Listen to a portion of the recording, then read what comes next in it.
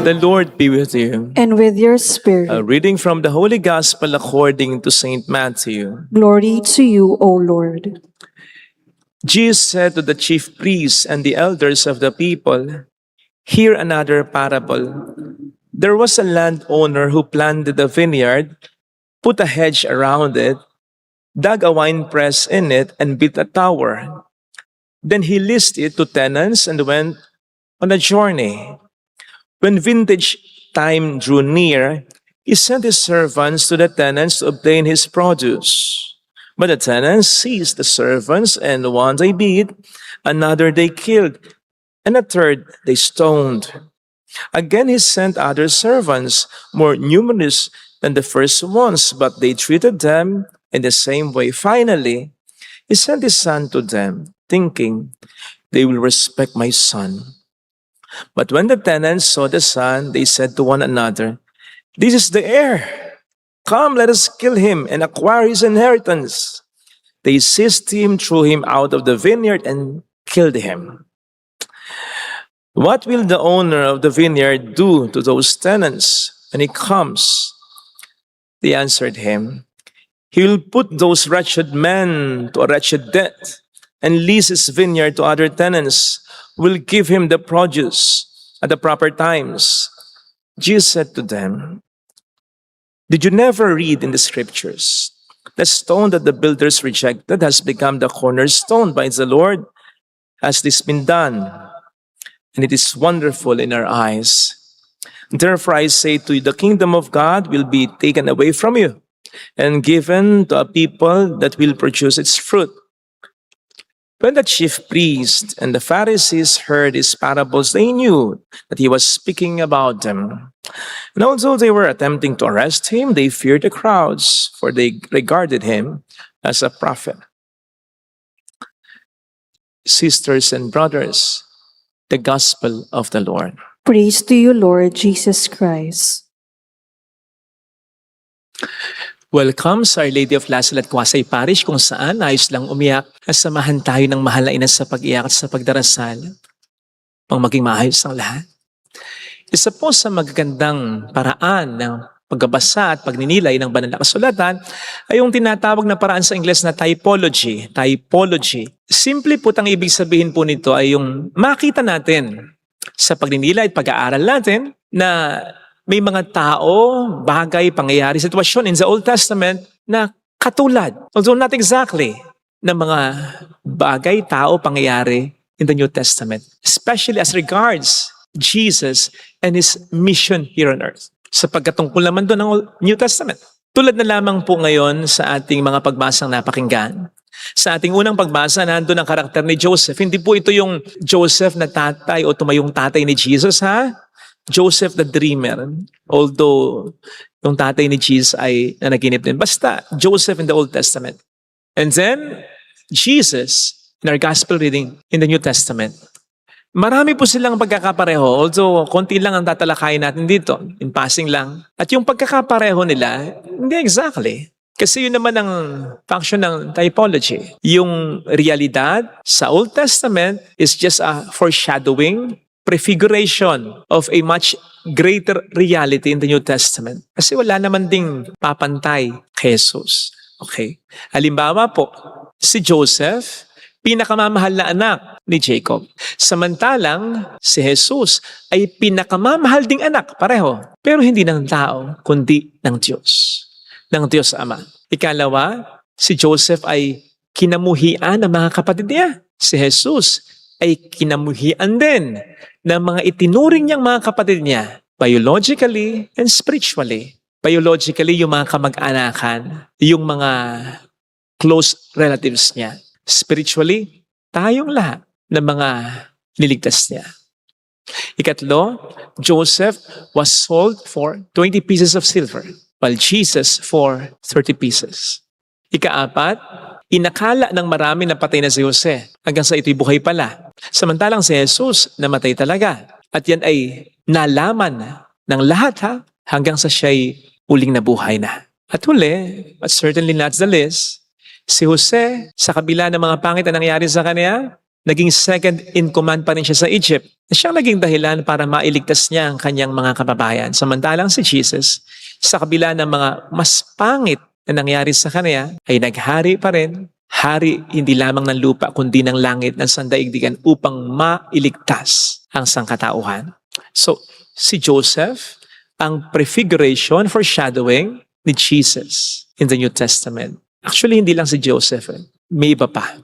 Ang point lang mas ma-appreciate natin ang Bible kapag nakikita natin ng ganyan, yung relasyon ng Old at yung New Testament. Yung New Testament ay nagiging fulfillment ng Old Testament. Magkarugtong, magkahugpong, related na related. Kasi mas ma-appreciate natin na ang Bible ay hindi lamang pinagsama-sama bastang mga libro ng kung sino-sinong mga tao. Inspired talaga ito ng Diyos na aktibong gumagalaw sa kasaysayan para sa ating kaligtasan noon, ngayon at kailanman. Imagine, ang agwat ng Old Testament at New Testament ay more than 400 years. So paano? Nagkakonekta yan. Ang Diyos kasi ang siyang Alpha at ang Omega. Kaya sakop na sakop niya ang mga yan. At hindi kasi kumikilos ang Diyos na bara-bara. Walang aksidente sa Kanya. Hindi siya nabibigla sa mga nangyayari. Alam niya, laging may plano siya. At lagi niyang ginagawa ng paraan upang ang lahat ay ma-align sa Kanyang banal na kalooban. Kung kaya't kayang-kaya niya na gawin ng iba't ibang tao sa iba't ibang panig ng mundo, sa iba't ibang yugto ng kasaysayan at panahon ay lagyan niya talaga ng isang malalim na koneksyon for our salvation. And this should inspire us not just to read but to live out the Bible. Kasi ang mundo lang naman natin ang babago. Tayo, ang mga bagay at pangyayari, sitwasyon sa buhay natin, pero hindi ang prinsipyo, ang katotohanan ng banal na kasulatan. Jesus is the same yesterday, today, and forever. Kaya ang katotohanan na hatid niya ay totoo mula noon hanggang ngayon at hanggang sa habang panahon. Nandiyan totoong masama pa rin ang pumatay, masama pa rin ang maglaglag ng bata sa sinapupunan. Nandiyan ang katotohanan ang kasal ay para rin sa lalaki at sa babae lang na hindi dapat sinisira ng tao ang kasal. Ang katotohanan na mabuti pa rin ang magmahal, magpatawad, magtiyaga, maging mabuti, magbigay sa kabila ng mga kasamaan na ating naranasan sapagkat nandun at nandun doon lagi ang katotohanan na magtatagumpay lagi ang kabutihan. Kamakailan ay tinext ko yung pamangkin ko kasi naramdaman kong talagang malungkot na malungkot siya dahil po namatay yung mahal na mahal niyang aso. Alam kong mahal na mahal din naman siya. Nagpaalam siya sa supervisor niya na mag-off muna, day off. Kasi sobrang lungkot niya. May nakausap naman siyang pwedeng pumalit sa kanya. Isa pa, nandito yung aso niya sa Pilipinas. Nasa Australia siya. So, nandun yung bigat nung nangyari talaga. To her surprise, hindi siya pinayagan. Pinapasok pa yata siya ng mas maaga. So, parang sinabi niya, bakit may mga taong ganun na insensitive talaga sa nararamdaman ng iba. Sinend ko sa kanya ang isang video na pinahiram din or pinakita rin sa akin ng isang madre, Sister Eva. Tungkol ito sa dapat na maging attitude natin kapag nakaka-encounter tayo ng mga sitwasyon na ayaw natin o hindi natin ninaasahan. Magparang tubig daw tayo na can adapt and overcome. Kasi ang tubig nga naman, hindi mo mapipigilan at hindi pa pipigil. Nakaranas na po ba kayo ng bumaha? Hinarangan nyo yung baha, hindi na tumuloy. Bumalik na lang sa pinanggalingan nito. Nag-iba ng direksyon. Hindi, di ba? Patuloy na pasulong. It will come around, come up, come down, at sisingit kahit sa konkreto yan. Sisingit at sisingitan. Hahanap at hahanap ng butas o ng daan yan para magpatuloy lang. To the point na may mga pagkakataon, nagigibain niya yung konkreto na nakahadlang o kaya basta siyang magpoporma sa bato na kanyang dinaraanan. Marami niyan sa mga karagatan na yung mga bato na poporma, na iba yung porma, umaayon sa tubig na napakatagal nang umaagos sa kanya. So, yun ang mensahe ko sa pamangkin ko at yun ang mensahe ko sa sarili ko at sa atin lahat. Sapagkat sa buhay na ito ay hindi mawawala ang mga hadlang sa atin. Ang mga gagamitin ng demonyo para i-discourage, i-disappoint, papag-give up tayo, hindi mawawala yan. Lalo pat ang Diyos para sa atin ay may mga magandang mga plano. So instead na ubusin natin ang panahon natin, ang enerhiya natin, maging ang pera, ang means natin para labanan ng mga ito, para kumprontahin ang mga ito, para i-insist lamang na tama talaga tayo, i-adapt na lang natin, at kung kinakailangan, umiwas na lang tayo, humanap ng ibang daan, gaya ng ginawa ni Jose. Gaya ng ginawa ng ating Panginoong Hesukristo na pinapakita sa talinghaga sa ating ebanghelyong napakinggan. Hindi naman sila nag-retaliate. Hindi naman sila lumaban. Hindi man nila ininsist na tama sila, bagamat tama talaga sila. Hindi naman sila nagtanim ng galit. Hindi sila nabuhay sa nakaraan, pero hindi sila umurong. They just moved on. Ganon sana. Hindi po nagbabago yung prinsipyong yan. Hindi nagbabago yung prinsipyo na ang kabutihan ay magtatagumpay pa rin sa kahuli-hulihan. Sa kabila ng mga pangit nating karanasan, masasabi pa rin natin sa huli na ang batong tinanggihan ang siya pang naging panulukan. Ganon kagaling ang Diyos. Ganon kabuti ang Diyos. Ganon kahanga-hanga ang gagawin niya sa buhay natin. Basta magpatuloy lamang tayo sa paninindigan, sa paggawa ng kabutihan, ano man ang mga pangit nating maranasan. Ito sana ang hiling nating biyaya sa ating banal na pagdiriwang. Amen. Ilagay po natin ang ating kanang kamay sa tapat ng ating puso.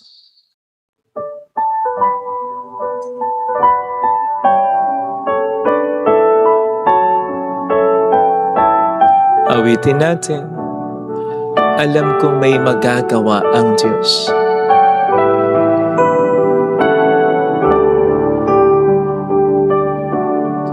Alam kong may magagawa Makapangyarihan siya. ang Diyos. Alam kong may magagawa ang Diyos. Alam kong may magagawa Walang imposible sa Kanya. ang Diyos. Kung ako'y magtatapat, Kung ako'y magtatapat sa Kanya'y maglilingkod. sa Kanya'y maglilingkod. Alam kong may magagawa ang Diyos. May magagawa ang Diyos. Alam kong diringgin ng Diyos ang samo ko, Alam kong diringgin ang Diyos sapagkat mahal ang niya. samo ko. Alam kong diringgin ng Diyos ang samo Alam kong diringgin ang Diyos sapagkat alam niya ang samo pinagdaraanan. ko. Kung ako'y magtatapat, Kung ako'y magtatapat sa Kanya'y maglilingkod. sa Kanya'y maglilingkod. Alam kong diringgin ng Diyos ang samo ko. Diringgin ang Diyos Pumikit tayo. ang samo ko. Panginoon, tulungan mo po akong tahakin kung ano ang tinahak mo upang wag akong panghinaan ng kalooban, pangibabawa ng takot ko, kahit na kuminsan may nangyayari sa aking hindi maganda sa kabila ng ginagawa ko namang mabuti, sa kabila ng hindi pagtangkilik o pagmamahal o appreciation ng iba, sa kabila ng mga masamang iginaganti nila, sa mga mabuting ibinibigay ko sa kanila. Tulungan mo po ako na paglabanan ang mga problemang ito, na maging matatag ako at maniwala ako na may magandang mangyayari pagkatapos ng lahat ng ito. You will vindicate me. Mayroong magandang mangyayari sapagkat ang nangyari sa iyo ay nangyari na kay Jesus at higit pa. Higit pa ang naranasan niyang pagdurusa, sakit, paghihirap at maging kamatayan. Pero ito ay kanyang nilampasan. Kung tayo magiging pagkaisa sa Kanya, walang duda na yan din ang ating hahantungan. He gave us that pattern. Sundin natin lang. Huwag tayong panghinaan ng kalooban. Bago tayo nakarating na siya, He goes before us and He will ensure victory for us. Glory to the Father, and to the Son, and to the Holy Spirit. As it was in the beginning, is now, and ever shall be, world without end. Amen.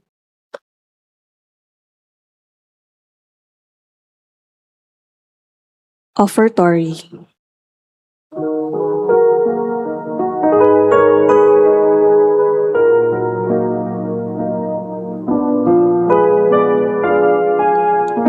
minsan lamang ako daraan sa daigdig na ito. Kaya anuman ang mabuting maaaring gawin ko ngayon. O anumang kabutihan ang maaari kong ipadama, itulot ninyong magawa ko ngayon ang mga bagay na to. Naway wag ko itong ipagpaliban o ipagwalang balang, sapagkat di na ko muling daraan sa ganitong mga landas. Naway wag ko itong ipagpaliban o ipagwalang balang, sapagkat di na ko muling daraan sa ganitong mga landas. Pray, sisters and brothers, that our sacrifice may become acceptable to God, the Almighty Father. May the Lord accept the sacrifice at your hands for the praise and glory of his name, for our good and the good of all his holy church. May your merciful grace prepare your servants, O God, for the worthy celebration of these mysteries, and lead them to it by a devout way of life, through Christ our Lord. Amen. The Lord be with you. And with your spirit, Lift up your hearts. we lift them up to the Lord. Let us give thanks to the Lord our God. It is right and just. It is truly right and just, our duty and our salvation, always and everywhere to give you thanks, Lord, Holy Father, Almighty and eternal God, through Christ our Lord. For by your gracious gift each year, your faithful await the sacred Paschal feast, with the joy of minds made pure, so that, more eagerly intent on prayer and in the works of charity, and participating in the mysteries by which they have been reborn, they may be led to the fullness of grace that you bestow on your sons and daughters. And so with angels and archangels, with thrones and dominions, and with all the hosts and powers of heaven, we sing the hymn of your glory, as without end we acclaim.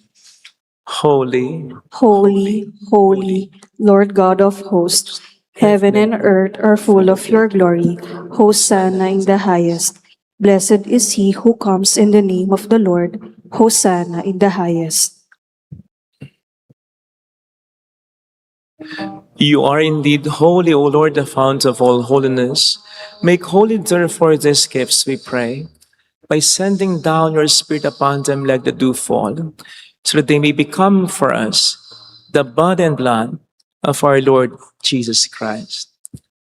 At the time he was betrayed and entered willingly into his passion, he took bread, giving thanks, broke it, gave it to his disciples, saying, "Take this, all of you, and eat of it, for this is my body, which will be given up for you."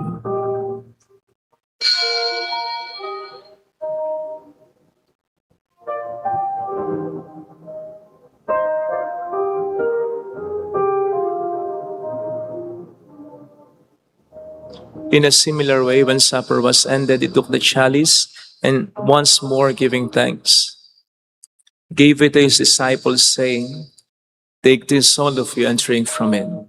For this is a chalice of my blood, the blood of the new and eternal covenant, which will be poured out for you and for many, for the forgiveness of sins.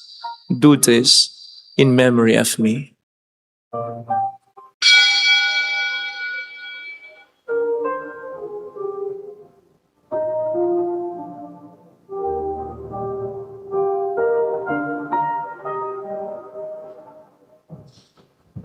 The mystery of our faith. When we eat this bread and drink this cup, we proclaim your death, O Lord, until you come again. Therefore, as we celebrate the memorial of his death and resurrection, we offer you, Lord, the bread of life and the chalice of salvation, giving thanks that you have held us worthy to be in your presence and minister to you. Humbly we pray that partaking of the body and blood of Christ, we may be gathered into one by the Holy Spirit. Remember, Lord, your church is spread throughout the world and bring her to the fullness of charity. Together with Leo, our Pope, and Dennis, our Bishop, and all the clergy. Remember also our brothers and sisters who have fallen asleep in the hope of the resurrection, especially those for whom we will now pray. Let us pray for departed loved ones.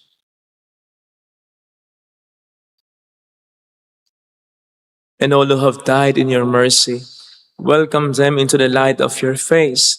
Have mercy on us all, we pray, that with the Blessed Virgin Mary, Our Lady of Lazaret, Mother of God, Saint Joseph, our most chaste spouse, with all the blessed apostles and saints who have pleased you throughout the ages, we may merit to become co-heirs to eternal life and may praise and glorify you through your Son, Jesus Christ. Sa pamagitan ni Kristo, kasama niya at sa Kanya, ang lahat ng parangal papuri ay sa iyo, Diyos amang makapangyarihan, kasama ng Espiritu Santo, magpasawalang hanggan.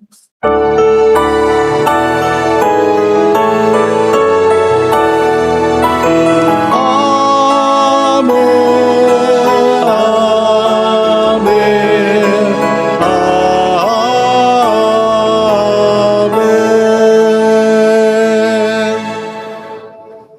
Jesus taught us to call God our Father, and so we have the courage to say,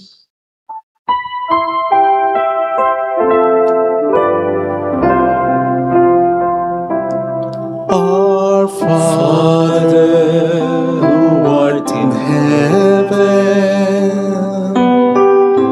hallowed be thy name. Thy kingdom come, thy will be done, on earth as it is in heaven. Give us this day our daily bread, and forgive us our trespasses, as we forgive those who trespass against us. And lead us not into temptation, but deliver us from evil. deliver us, Lord, we pray, from every evil. Graciously grant peace in our days, that by the help of your mercy we may be always free from sin and safe from all distress, as we await the blessed hope and the coming of our Savior, Jesus Christ. For the kingdom, the power, and the glory are yours, now and forever. Lord Jesus Christ, who said to your apostles, "Peace I leave you, my peace I give you," look not on our sins, but on the faith of your church, and graciously grant her peace and unity in accordance with your will, who live and reign forever and ever. Amen. The peace of Jesus be with you always. And with your Let spirit. us offer one another the sign of God's peace. Peace be with you. Kapayapaan. Lamb of God, Lamb of God, you take away the sins of the world, have mercy on us. Lamb of God, you take away the sins of the world, have mercy on us. Lamb of God, you take away the sins of the world, grant us peace.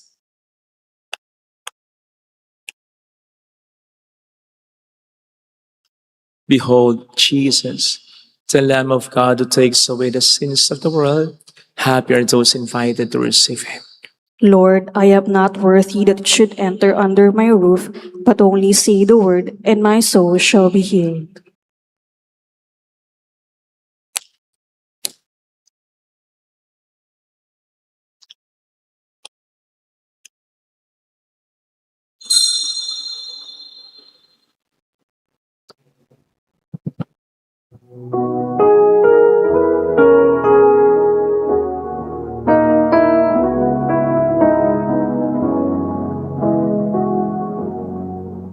Kay hirap mang gawin, kalooban mo'y tugdin. Pinili kong An sundan act of spiritual communion.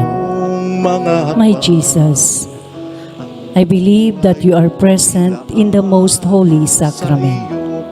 I love you above all things, and I desire to receive you into my soul. Since I cannot at this moment receive you sacramentally, come at least spiritually into my heart. I embrace you as if you were already there and unite myself wholly to you. Never permit me to be separated from you. Amen.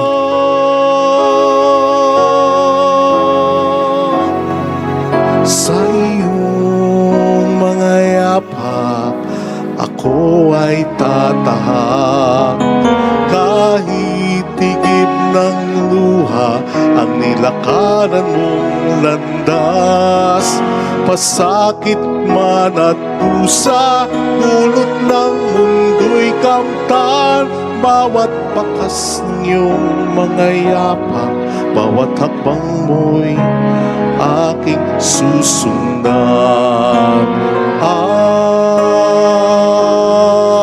Sa iyong mga yapak, ako ay tatahak. Kahit tigib ng luha ang nilakaran mong landas, pasakit man at dusa, dulot ng mundo'y kamtan. Bawat bakas ng iyong mga yapak, bawat hakbang mo'y aking susundan, aking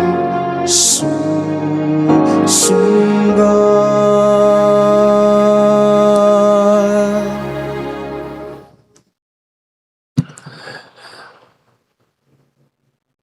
Let us pray. Grant your people, O Lord, we pray, health of mind and body, that by constancy in good deeds they may always merit the defense of your protection through Christ our Lord. Amen. Holy God, Holy Mighty One, Holy Immortal One. Have mercy on us and on the whole world. Holy God, Holy Mighty One, Holy Immortal One. Have mercy on us and on the whole world. Holy God, Holy Mighty One, Holy Immortal One. Have mercy on us and on the whole world. Jesus, King of Mercy, We trust in you. alalahanin. Alalahanin, O mahal na Birhen ng Lasalet, ina ng pag-asa, ikaw nagpapaalala sa aming magbalik loob sa Ama. Ito ang nagpapatunay na ang kagandahan mong loob mo'y nanatiling busilak sa pag-aaruga mo sa aming tungkulin mo'y tinupad. Sa paanan ni Kristo'y itinuring mo kaming mga tunay mong anak. Kaya ninais mo'y ni Isay huwag mapahamak.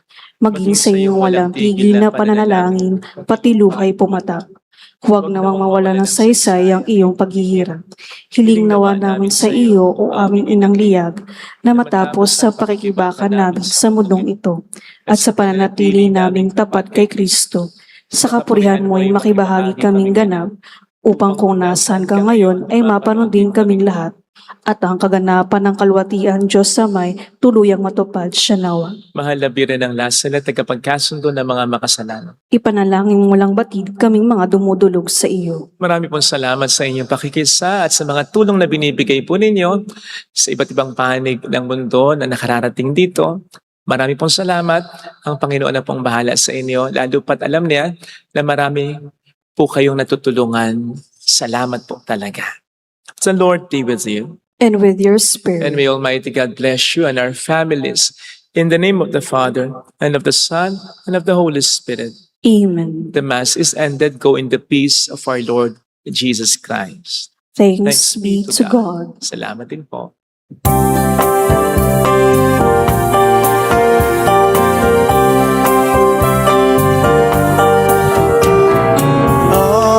Aming inialay ang pag-ibig na walang kapantay. Okay, sarap mabuhay kung may nagmamahal, pagmamahal at tunay at laging dalisay. Ang Birhen kong umibig ay walang sinangis, pagsintang sa kalinis, sa'yo hanggang langit. O Birhen, Birheng mahal, sa awit at sa dasal